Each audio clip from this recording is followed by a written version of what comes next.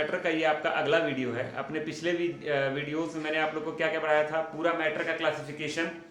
तो मैटर के कितने फेज होते हैं, 5, solid, liquid, gas, super cooled और सुपर हीटेड, ठीक है। उसके बाद मैंने आपको क्या पढ़ाया, बॉयल्स लॉ पढ़ाया, उस पर न्यूमेरिकल लगवाया। फिर चार्ल्स लॉ पढ़ाया, उस पर न्यूमेरिकल लगवाया। फिर आपको मैंने एमॉन्टन्स लॉ या उसी को बोलते हैं गे-लुजैक लॉ, वो पढ़ाया और उस पर न्यूमेरिकल लगवाया, और तीनों पर मैंने ग्राफ भी बनवाया।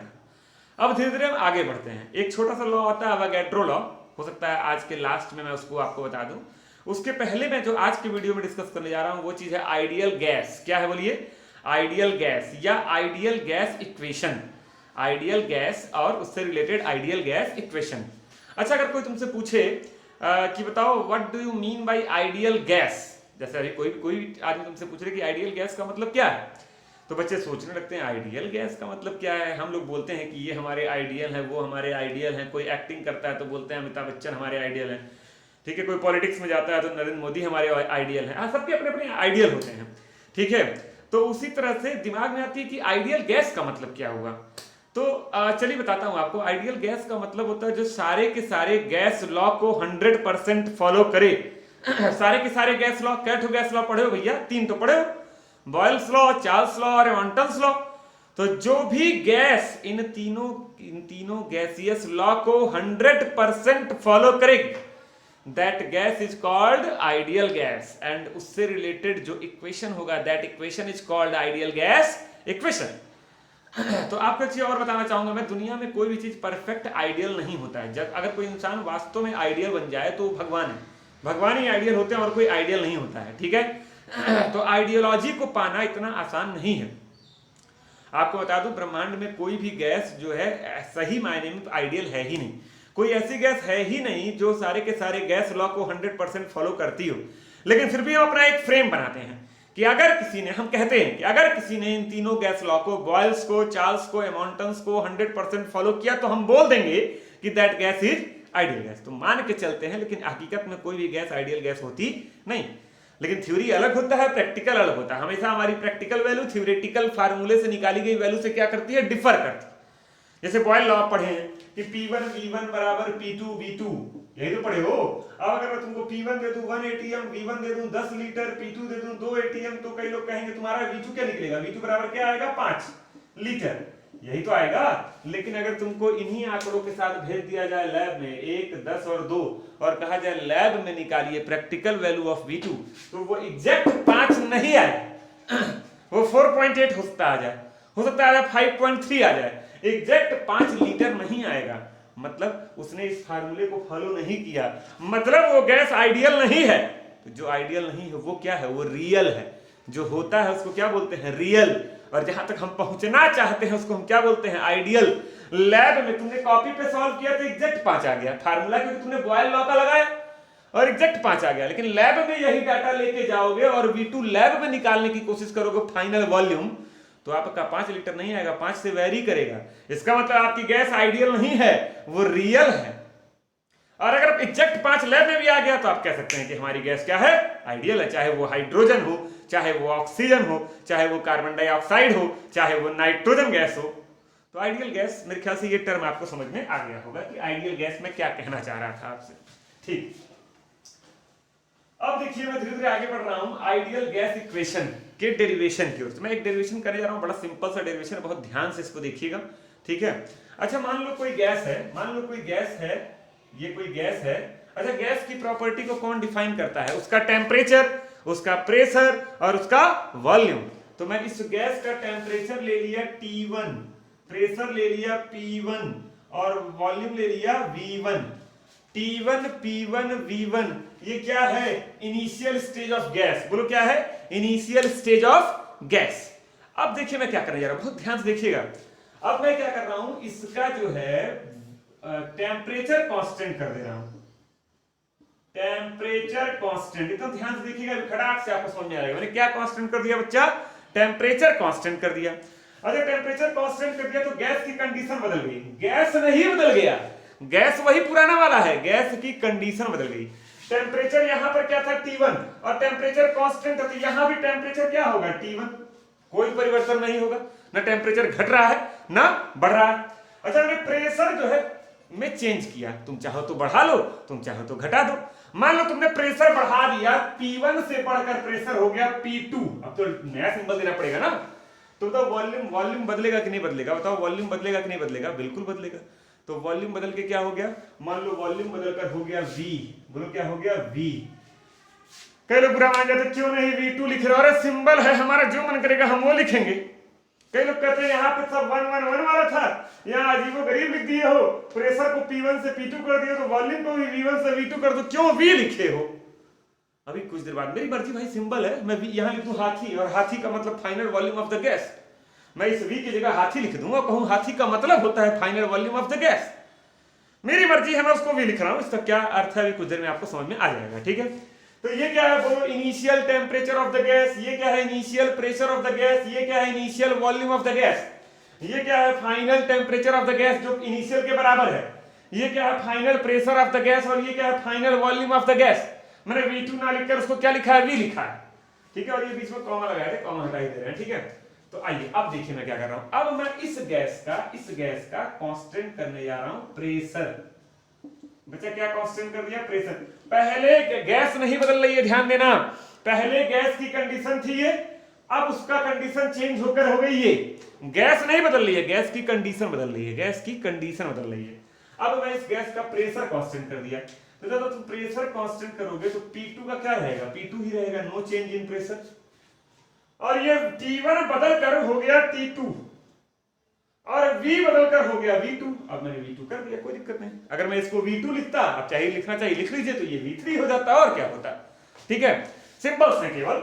अच्छा अब देखिए जरा, यहां पे मैं आ गया, यहां से चला यहां गया, फिर यहां से चला यहां आ गया, यहां पे देखिए डबल लाइन कर दे रहा हूं मैं। चलो कोई तुमसे पूछे ये क्या है, अब इन तीनों बताओ ये क्या है, तो बोलो एकदम initial condition of the gas. बोलो बोलो बोलो, एकदम, देखिए हिंदी वर्ड यूज कर रहा हूं, एकदम इनिशियल कंडीशन ऑफ गैस, एकदम इनिशियल कंडीशन ऑफ गैस। अच्छा तो बोले ये क्या है? एकदम फाइनल, एकदम फाइनल है, इसके आगे कुछ नहीं करना है, एकदम final condition of gas, final condition of gas. कई लोग बुरा मान जाते हैं कि सर आप वॉल्यूम नहीं कांस्टेंट किए, खाली बॉयल लॉ लगाए और चार्ल्स लॉ लगाए, या टेम्परेचर कांस्टेंट किए बॉयल लॉ, और प्रेशर कांस्टेंट किए चार्ल्स लॉ, वॉल्यूम क्यों नहीं किए? वो ऑटोमेटिक हो जाएगा, अभी देखना, ठीक है। एकदम फाइनल। और ये क्या है बोलो? Intermediate condition. क्या है? बीच वाली condition, intermediate condition, intermediate condition of gas, ठीक है। चलो बताओ ये क्या है? P1 एकदम initial temperature of the gas, P1 एकदम initial pressure of the gas, V1 एकदम initial volume of the gas. अच्छा एक चीज देखो, बड़ा फायदा हुआ हमारा इसको V मानने से। शुरुआत वाले सब 1 1 1 है, देखो 1 1 1, और बाद वाले सब 2 2 2 है, 2 2 2, समझे? बीच वाला स्टेप को गायब हो गया, देखो शुरुआत वाले सब 1 1 1 और बाद वाले सब 2 2 2, इसीलिए मैंने इसको V माना था। अगर मैं इसको V2 मानता तो ये V3 होता, तो अच्छा नहीं लगता। 2 2 3 थोड़ा याद, जो फार्मूला निकल के आएगा उसको भी याद करने में तुम लोग को थोड़ी दिक्कत है, ठीक है। अब देखिए आगे बढ़ते हैं। आपका ये भी कभी डिराइव नहीं हुआ है, शुरुआत हुई, इसको याद रखिएगा, ठीक है। अब देखिए थोड़ा स्पेस का मत, मैं थोड़ा यहाँ चल रहा हूँ, यहाँ पर आ रहा हूँ, देखिएगा ध्यान से, इस जगह में समझाने की कोशिश कर रहा हूँ, ठीक है। एक चीज हमें केस 1 की बात करने जा रहा हूँ। केस 1 क्या कांस्टेंट था? टेम्परेचर, टेम्परेचर कांस्टेंट था। कौन सा लॉ लगेगा? Boyle's law. बॉयल्स लॉ क्या कहता है? P1 V1 बराबर P2 V2। कई लोग मुझे घूर रहे होंगे ये कहां से आ गया, जाइए पिछला वीडियो देखिए, जो पहला वीडियो इस चैप्टर का दिया हूं मैं, उसमें बॉयल लॉ समझाया हूं, उस पर न्यूमेरिकल लगाया हूं। अब लॉ जो पढ़ा चुका हूं उसको मैं डायरेक्ट यूज करूंगा, वो आपका काम है, वीडियो देखिए और तैयार करिए, ठीक है। तो P1 V1 बराबर P2 V2। P1 का मतलब इनिशियल प्रेशर, इन दोनों की बात मैं कर रहा हूं, बॉयल लॉ का मतलब मैं इसकी बात नहीं कर रहा हूं, इन दोनों में ये इनिशियल था, तो इनिशियल प्रेशर क्या था? P1 ही था, मतलब P1 की जगह P1 ही लिख दो। मतलब इनिशियल वॉल्यूम क्या था? V1 ही था, तो V1 की जगह V1 ही लिख दो। मतलब फाइनल प्रेशर क्या था? P2 ही था, तो P2 की जगह P2 ही रख दो। मतलब फाइनल वॉल्यूम क्या था? V2 की जगह V है। कहते सर V2 यहां है ना, मैं इन दोनों की बात कर रहा हूं, ये इनिशियल ये फाइनल।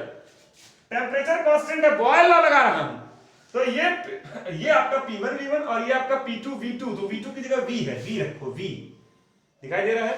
दूसरा मार्कर यूज करता हूं, देखें, चलिए ये तो क्या आ गया? P1 V1 बराबर P2 V, यहां से V क्या आ जाएगा? V बराबर P1 V1 बाई P2। इसको खूब बढ़िया से नोट कर लो, इक्वेशन नंबर 1 ऐसे नोट कर लो, इक्वेशन नंबर 1। ये क्या निकल के आया है बच्चा? किसकी वैल्यू है ये? V की वैल्यू है, देखो ध्यान से, ये किसकी वैल्यू है, V की वैल्यू है। P1 V1 बाई P2 इधर लेते आए थे, तो V बराबर P1 V1 बाई P2, इसको छोड़ दीजिए यहीं पर। आइए इधर आते हैं, केस 2, मैं मिटा रहा हूं, ठीक है। केस 2 जगह थोड़ी कम है, हाँ देखिए, बताओ केस 2 में दिख रहा है ना, केस 2 में क्या कांस्टेंट है। अब यहां की बात कर रहा हूं, यहां की, अब ये इनिशियल हो गया और ये फाइनल। अब इस केस की बात कर रहा हूं, केस 2 में क्या कांस्टेंट है, प्रेशर, प्रेशर कांस्टेंट। कौन सा लॉ लगेगा, कौन सा लॉ लगेगा, चार्ल्स लॉ लगेगा। जाके देखिए वीडियो, पीछे पढ़ाए हूं, न्यूमेरिकल लगाया हूं, चार्ल्स लॉ। चार्ल्स लॉ क्या कहता है, डायरेक्ट फार्मूला लिख रहा हूं, V1 बाई T1 बराबर V2 बाई T2, यही है चार्ल्स लॉ। प्रेशर कांस्टेंट है, V1 की जगह क्या है, V है। अब ये इनिशियल और ये फाइनल है, जब प्रेशर कांस्टेंट की बात कर रहे हैं, यहां से यहां आए हैं ना, तो देखिए V1 की जगह क्या है, V है, और T1 की जगह क्या है, T1 ही है, बहुत सही। V2 की जगह क्या है, V2 ही है, और बताओ T2 की जगह क्या है, T2 ही है। अच्छा, इस V की वैल्यू यहां से निकाले हो ना, P1 V1 बाई P2, उठा के इसी में रख दो, ये वैल्यू उठाकर इसी में रख दीजिए। ये देखिए P1 V1 by P2 V की जगह रखोगे तो P2 नीचे ही आ जाएगा, तो देखिए क्या हो जाएगा, P1 V1 by P2 T1, T1 पहले था, और ये बराबर V2 बाई T2। देख लो, हट जा रहा हूं, देख लो सही रखा हूं कि नहीं। ये वैल्यू उठाकर रख दीजिए P1 V1 बाई P2, तो V की जगह तो P1 V1 ऊपर रहेगा और P2 नीचे आ जाएगा, तो P2 के साथ T1 भी आ जाएगा, P2 T1, अब बराबर V2 बाई T2। अच्छा देखो, सब 1 1 1 वाले, एक तो 2 वाला है, इधर देखो सब 2 2 वाले, तो अच्छा नहीं लग रहा है, इस 2 वाले को भी उधर भेज दो ना। देखो क्या हो गया, P1 V1 by P1 V1 by T1, P2 भेजे है ना, T1 P2 भेज दिए, और P2 जब क्रॉस कर मल्टीप्लाई हो तो क्या होगा, P2 V2 बाई T2। खूब बढ़िया से इसको नोट कर लीजिए, 2-3 राउंड घेर दे रहा हूं, ये देखिए, इसी को बोलते हैं आइडियल गैस इक्वेशन। अभी इसको और मॉडिफाई करूंगा, अभी इसको और मॉडिफाई किया जाएगा, इसी को बोलते हैं ideal gas equation, ideal gas equation. अभी इसको और मॉडिफाई करूंगा मैं, आइडियल गैस इक्वेशन, इसको भी और मॉडिफाई किया जाएगा। लेकिन पहले इतना समझ लीजिए, ये एकदम initial condition of the gas, इसमें टेंपरेचर कांस्टेंट कर दिए, दोनों चेंज हो गया, P1 से P2 और V1 से V। क्यों V हो किए, उसका नतीजा आप समझ में आ रहा होगा। देखो ये P1 V1 T1 क्या है, P1 V1 T1 क्या है, एकदम इनिशियल, और P2 V2 T2 क्या है, एकदम फाइनल। बीच वाली कंडीशन ही गायब हो गई, वो हमको लेके चलना भी नहीं था, इसीलिए हमने इसको V माना था, ठीक है, ताकि एक्सप्रेशन कुछ उबड़ खाबड़ टेढ़ा मेढ़ा ना आए, आपको याद करने में आसानी हो। सब वन वाले एक साथ, सब टू वाले एक साथ, और बीच में इक्वल टू, ठीक है। उसके बाद जब यहाँ पे आ गई तो हमने प्रेशर कांस्टेंट किया, यहाँ पे लगाया चार्ल्स लॉ, यहाँ पे लगाया बॉयल्स लॉ। बॉयल्स लॉ लगाकर V की वैल्यू निकाल लिया, और फिर चार्ल्स लॉ लगाया और उसमें V की वैल्यू निकाला, उठाकर रख दिया, ये इक्वेशन आ गया। देख लीजिए, स्क्रीनशॉट ले लीजिए, इसको नोट कर लीजिए। मैं इसके आगे बढ़ूंगा, अभी खत्म नहीं हुई है कहानी, अंत तक बने रहिएगा, बहुत मजा आने वाला है, ठीक है। चलिए देखिए क्या पढ़े हैं आइडियल गैस इक्वेशन, अभी आप लोग क्या पढ़े हो, P1 V1 बाई T1 बराबर P2 V2 बाई T2। मैंने इसको क्या बोला था, बोलो, आइडियल गैस इक्वेशन। क्या बोला था, आइडियल गैस इक्वेशन। अभी इसको मॉडिफाई करूंगा, थोड़ा समय लिख दीजिए। अब दिमाग में सबके आ रहा होगा, सर आइडियल गैस है तो सारे के सारे गैस लॉ को फॉलो करेगी, और आप केवल तो ये तो फॉलो करवाए हैं, बॉयल्स और चार्ल्स। आइए इस फार्मूले से मैं तीनों एक बार फिर से फॉलो करवा दे रहा हूँ, बॉयल चार्ल्स क्या हूँ एक बार फिर से करवा दे रहा हूँ। आइए मान लो एग्जाम देने तुम गए, और एग्जाम में कोई न्यूमेरिकल आ गया, चाहे कंपटीशन एग्जामिनेशन है, चाहे आपका बोर्ड एग्जामिनेशन है, चाहे आपका होम एग्जामिनेशन है, ठीक है, उसमें कोई न्यूमेरिकल आ गया, लेकिन तुम तीनों लॉ भूल गए हो, बॉयल लॉ भी भूल गए हो, चार्ल्स लॉ भी भूल गए हो, एमॉन्टन लॉ भी भूल गए हो, तुमको कोनो लॉ ही नहीं आता, तीनों लॉ ही भूल गए हो। सोचिए, तीनों लॉ पर 3 वीडियो बनवाया हूं और न्यूमेरिकल लगवाया हूं, और आज मैं आपको बताने जा रहा हूं कि अगर आप ये तीनों के तीनों लॉ भूल गए, अगर भूल गए ये तीनों law, Boyle law, Charles law, Amontons law, तब कैसे उस क्वेश्चन को सॉल्व करेंगे। तीनों लॉ भूल जाओ, बस ये याद रखो। 3 डिफरेंट लॉ भूलने के लिए कह रहा हूं, मात्र एक फार्मूला याद करने के लिए कह रहा हूं। देखिए कैसे। अच्छा तो मान लो कोई न्यूमेरिकल आया, केस 1, मान लो कोई न्यूमेरिकल आया, न्यूमेरिकल में ये तो बोलेगा ना कि टेम्परेचर कांस्टेंट है, प्रेशर कांस्टेंट है, वॉल्यूम कांस्टेंट है। मान लो बोलता है कुछ नहीं कांस्टेंट है, तो वैल्यू दिया रहेगा, T1 P1 V1 सबकी वैल्यू दी रहेगी, रख लेंगे और निकाल लेंगे। कितनी वैल्यूज है, 3 3 6 में से 5 वैल्यू दी रहेगी, कोई एक निकालने के लिए कह देगा आपसे। मान लो क्वेश्चन में बोल दिया टेम्परेचर कांस्टेंट है, केस 1 टेम्परेचर कांस्टेंट। बताओ टेम्परेचर कांस्टेंट है, इसका मतलब क्या हुआ, T1 बराबर T2, सही है। इसमें रखो क्या बचेगा, T1 T2 कट जाएगा, ये देखिए P1 V1 बाई T1 बराबर P2 V2 by T2, T1 T2 cut गया क्योंकि दोनों आपस में बराबर है, क्या बचा P1 V1 बराबर P2 V2। Oh my God, यही तो बॉयल लॉ है, यही तो बॉयल लॉ था जो हम अलग से पढ़े थे, बॉयल लॉ यही तो है, ये कहीं दूसरे ग्रह से थोड़ी ना आया है, इसी से देखिए निकाल दिया। बॉयल लॉ हम भूल गए थे, लेकिन क्वेश्चन में दिया था कि टेम्परेचर कांस्टेंट है, तो हमने T1 को T2 के बराबर कर दिया, कट कर दिया, बचा क्या P1 V1 बराबर P2 V2, boil law automatic निकल के आ गया। दूसरा देख लीजिए चार्ल्स लॉ, क्या कांस्टेंट है चार्ल्स लॉ में, बोलो प्रेशर कांस्टेंट है, प्रेशर कांस्टेंट है मतलब P1 बराबर P2, ये P1 P2 कट जाएगा बच्चा, देखो P1 P2 कट जाएगा, क्या बचेगा V1 बाई T1 बराबर V2 by T2। Oh my God, Charles law भी वेरीफाई हो गया। तीसरा देखिए, यही चार्ल्स लॉ है, एमॉन्टन्स लॉ या गेल-जैक लॉ, जिस नाम से आप जानते हो। एमॉन्ट क्या कांस्टेंट था, वॉल्यूम कांस्टेंट था, आइसोकोरिक बोलते हैं, वॉल्यूम कांस्टेंट होता है तो क्या बोलते हैं, आइसोकोरिक, बताया था हमने। तो ये V1 V2 कट जाएगा, क्या बचेगा P1 बाई T1 बराबर P2 बाई T2, यही आपका एमॉन्टन्स लॉ है। मेरी बात समझ में आ रही है? अगर आप तीनों लॉ सेपरेटली भूल गए हैं, भाड़ में गया तीनों लॉ, ये एक फार्मूला याद रखिएगा, क्वेश्चन में बोलेगा टेम्परेचर कांस्टेंट T1 T2 उड़ा देना, बचे हुए फार्मूले से सॉल्व कर देना। बोलेगा प्रेशर कांस्टेंट P1 P2 उड़ा देना, बचे हुए फार्मूले से सॉल्व कर देना। बोलेगा वॉल्यूम कांस्टेंट V1 V2 उड़ा देना, बचे हुए फार्मूले से सॉल्व कर देना। बोलेगा कुछ नहीं कांस्टेंट है, उड़ाना फुड़ाना कुछ मत है, ये फार्मूला लगा के सारी वैल्यू पुट करके निकाल देना, ठीक है। तो ये आइडियल गैस इक्वेशन मैंने आपको ये फील कराया कि कैसे ये तीनों के तीनों गैस लॉ को क्या कर रहा है, फॉलो कर रहा है, ठीक है। अब इसी में आगे बढ़ते हैं, देखते हैं ध्यान से। ये बताइए कि अब देखिए अभी बहुत ध्यान से, कोई तेजी नहीं है हम लोग को। ये बताइए कहीं पर केस 1 अगर कहीं ऐसे लिखा है कि P1 V1 बराबर P2 V2, इसका मतलब क्या है कि प्रेशर और वॉल्यूम का मल्टीप्लिकेशन हमेशा कांस्टेंट है, तो मैं इसको लिख सकता हूं PV बराबर के।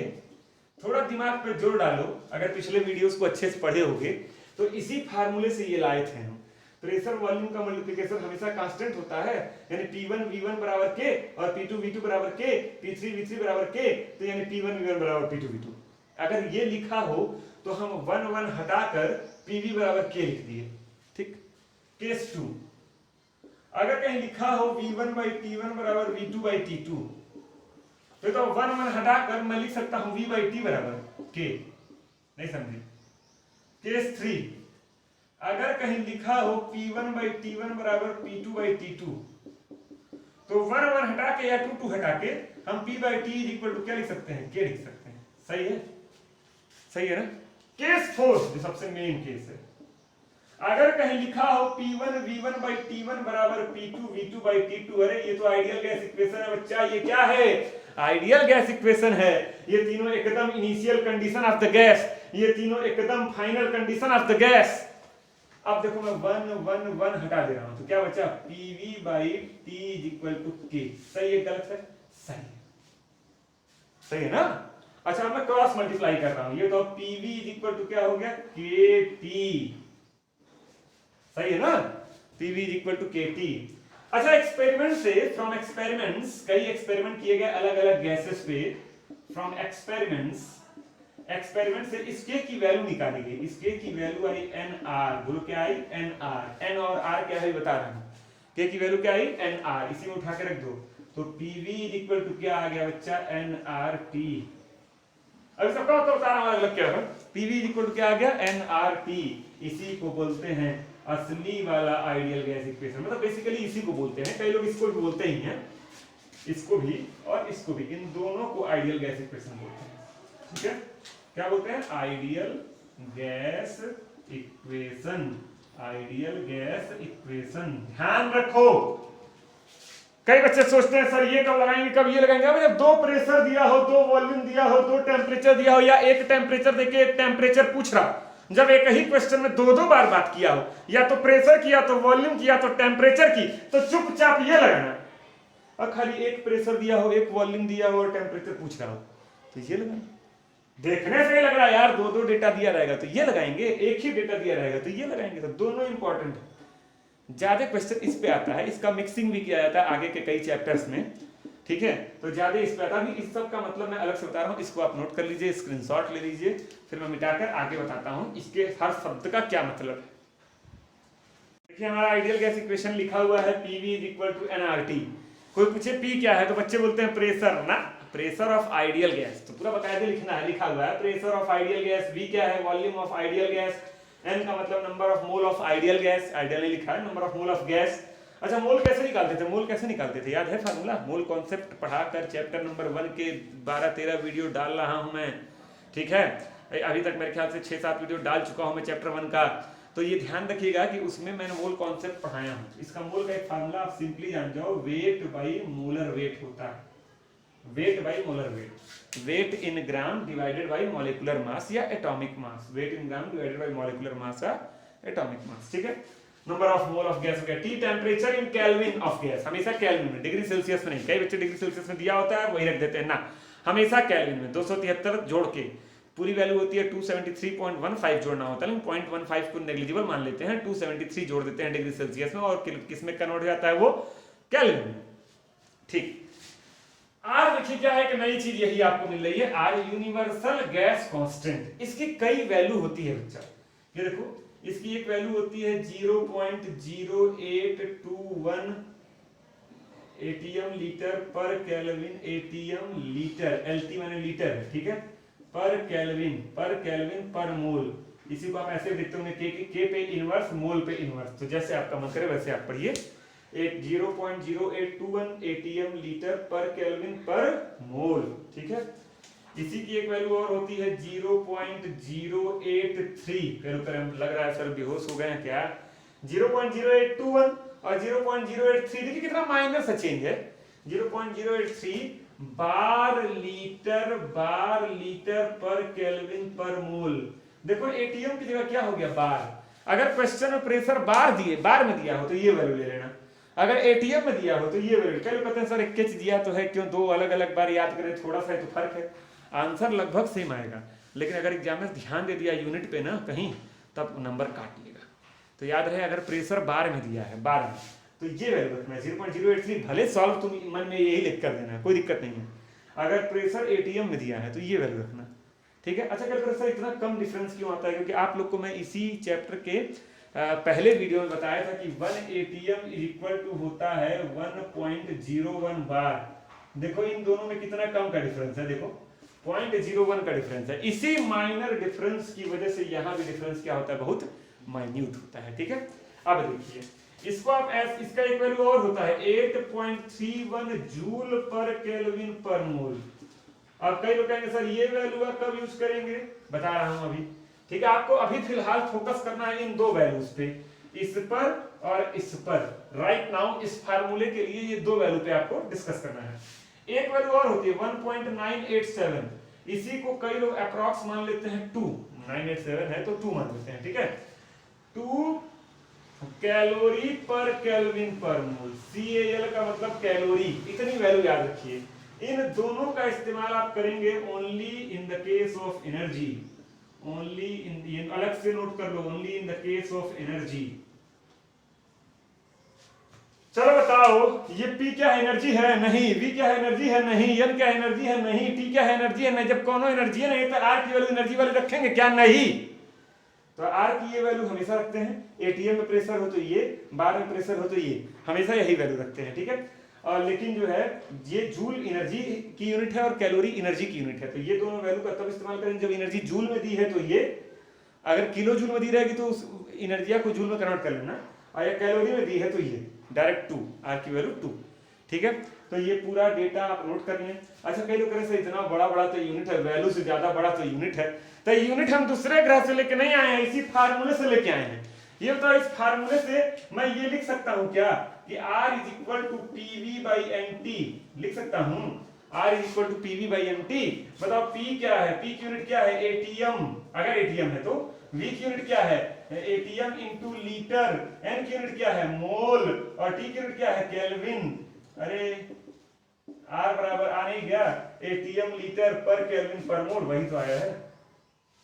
तो ये R की वैल्यू इसी फार्मूला से आई है। इसका मतलब हमको प्रेशर किसमें रखना है, ATM में, वॉल्यूम किसमें रखना है, लीटर में। अगर ml में दिया रहेगा न्यूमेरिकल में तो कन्वर्ट कर लेना लीटर में, n तो मोल ही में रहेगा और T हमेशा केल्विन में रहेगा टेम्परेचर। अगर प्रेशर बार में दिया है तो आप यहाँ बार लिख देंगे, तो आपका ये नीचे वाली वैल्यू आ जाएगी, बार लीटर पर केल्विन पर मोल। तो ये पूरा खूब डिटेल्स मैंने आपको क्या समझाया, R, इसको आप नोट कर लीजिए, फिर कुछ देर में आगे बढ़ते हैं।